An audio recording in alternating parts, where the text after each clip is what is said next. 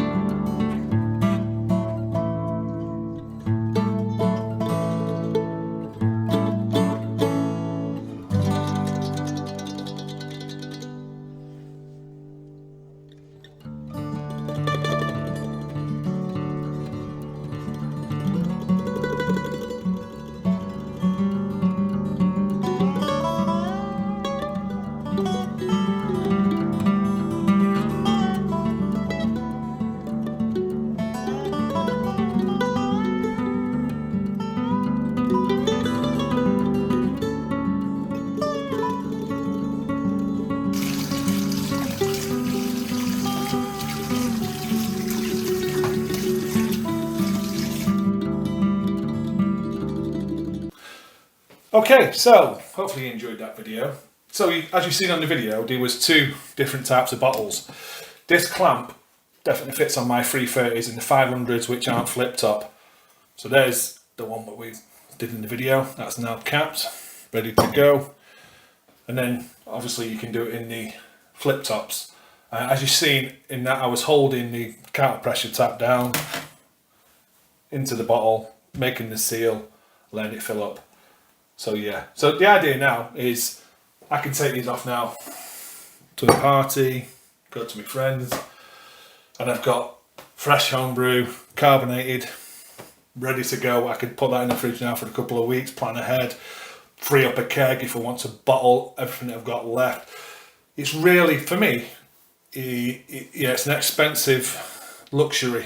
It's not something I need, it's just something, it's a luxury. I liked it, I like the idea. I like the idea of being, being able to be a bit more accessible. I could be, flexible with my beer. So for me, yeah, it is a bit more, but this hobby can be as expensive or as least expensive, as cheap as you like. I'm just, like I said, I've been doing it for 6 years, so there's little things I'm just adding on. And that is quite handy for me. I've got, what have I got, 3 5 litre kegs, 2 6.5 litre kegs. I do bottle condition as well, but sometimes I think, I want to do a keg beer. What's in that keg? Let's put that into some bottles, keep it fresh with the Tapcooler, and off we go. So yeah, if you want something fancy, or if you're serious about bottling from the keg, then I would seriously recommend this. Obviously you need the CO2 to be going into this cooler. And as you've seen on the video, you have the CO2 going to your keg, CO2 going into the tap cooler, then the beer from the keg into the bottle, pressure valve, adjust it to the right one, otherwise it could just start to overfill, and it can, first time it can be quite daunting, but once you get in the knack and you realise what sort of pressure you need each time, it does become easier. There's also what you could buy for these, if you're getting more and more serious about homebrewing, is a little canning adapter. So if you bought cans, this tap cooler fits on a little canning adapter. I'm not too sure if it's on the Malt Miller site. I'm sure it is somewhere. Yeah, there's a tap cooler can holder, £69, £32 for a magnetic bracket. And then there's another for the wall, if you want to put it on the wall, is £23. So you can see it does add up, but really that's for more serious homebrewers than me. If we can start canning, maybe I'll do it in the long. No, I don't think I will.